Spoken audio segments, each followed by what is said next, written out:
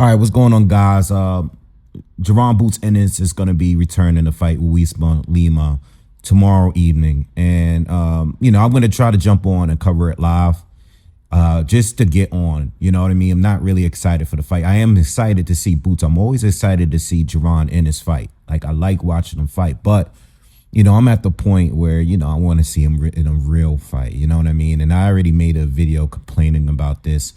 I wanted to see. I always thought that Boots was good enough to go straight to 154 and fight a top dude. You know what I mean? Like the way Crawford did it at 54 and 47 and all the divisions. I always thought that Boots, whenever he moved to 54, I thought he could go straight into a real fight because he looks that good. But at the same time, the way they move, they're very cautious when it comes to his opponents and the timing and contradiction. So it makes me feel like, and I'm not basing this off the eye test. I do think his defense is not really that great as it looked in the earlier fights that I've seen him in.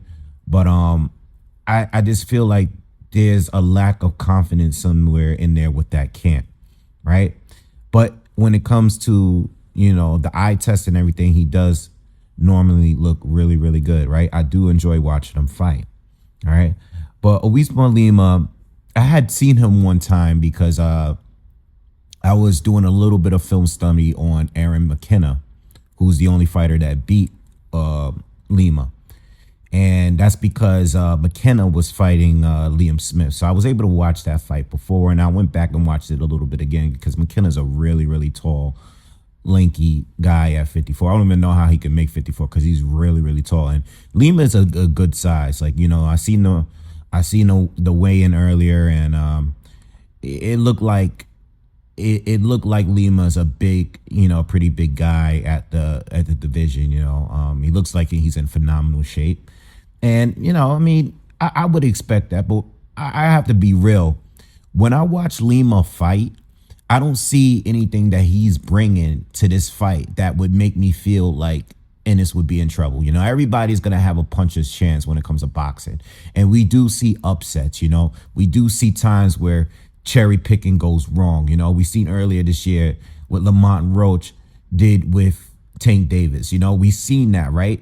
But at the same time, Lamont Roach was already a champion. He already had fought at a world level. He already fought at a high level, So I don't really see that here, I don't see Lima, might outside of his size, I don't see him being better than a Stan Jonas. I don't see him being better than a David Avenesian and having the experience that some of the other guys that Boots already beat up, you know what I mean, at 47.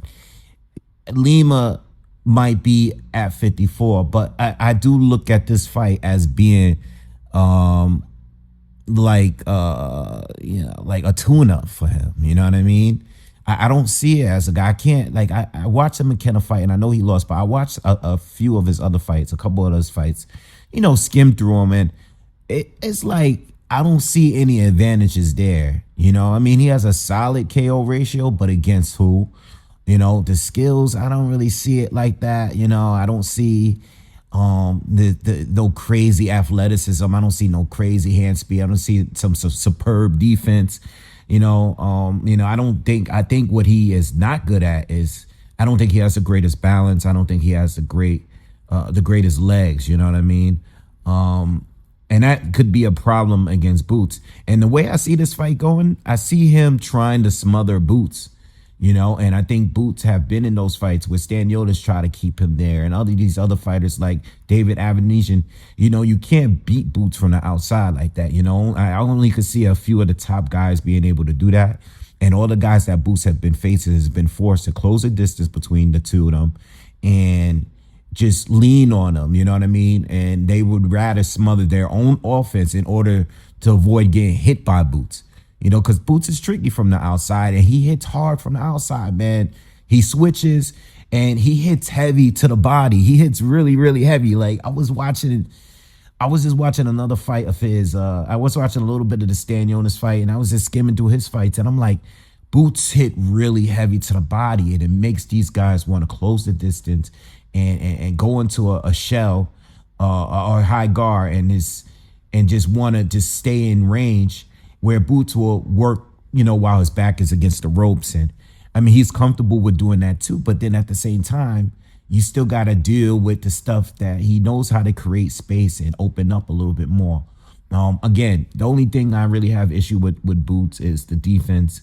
I think, for the guys that like the Avanesians and the Staniers, so guys that weren't really high volume like that, the amount, the percentage and the accuracy they had in their counters and stuff, it made it look like Boots is very, very hittable. You know what I mean? I just, the way he used to weave and lean and duck and avoid these shots before in the earlier fights when he was really showing out. I don't really see that like that now. I see these guys that are a little better hitting them clean. Just they don't have the power and the impact to really hurt them. At least at this stage. So I'm hoping, that after this fight, this is just a fight to just build up to the next big fight that we want. Whether it's Bakram, whether it's Virgil Ortiz, whether it's a with me, I don't know, Xander Zayas. There's a lot of people at 54, right? So whoever it is, I'm just hoping that this is like a situation where they're just building up the next fight. You know what I mean? I know people are talking, and I don't really like fully underestimating people, and I might be underestimating Lima, but look, I'm underestimating him based on what I've seen him do.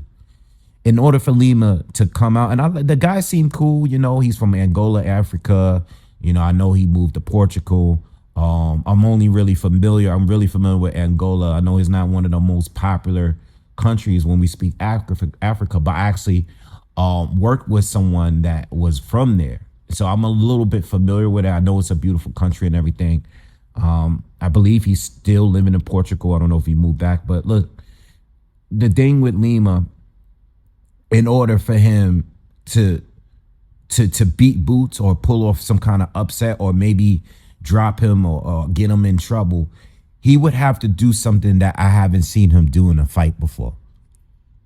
You know what I mean? So it's not that I'm underestimating him. I'm basing it off what I've seen in the ring. And, Aaron McKenna, him being his best opponent and the only guy he lost to, Boots, even though we complain about his resume, Boots done fought for about seven guys that's more experienced than McKenna. You know what I mean? So with that being said, I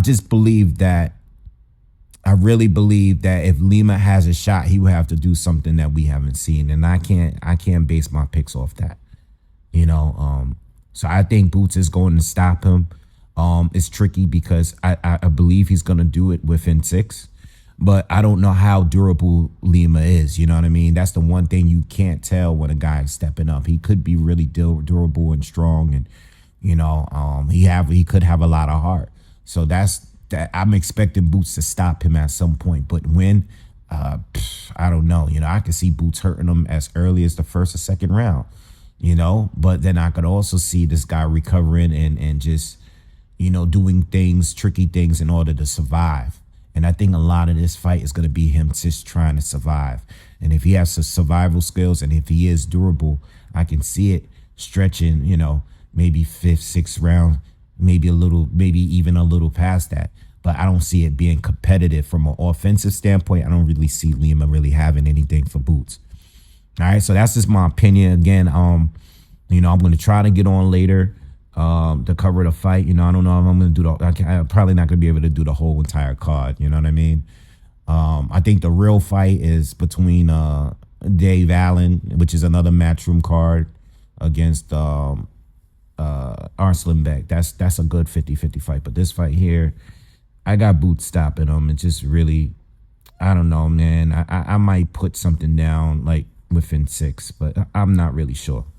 All right. I don't know where I'm going to go with the money with this. Even the knockdown thing, I was thinking about putting a little bit of money into the 2 knockdowns, but I could see Boots knocking him down, or I could see Boots stopping him while he stands. You know what I mean? It could be. It's just a tricky one when it comes to betting. I don't know if I'm touching this one. All right. Anyway, let me know what you guys think. Please subscribe, and I'll see you guys again soon. Peace.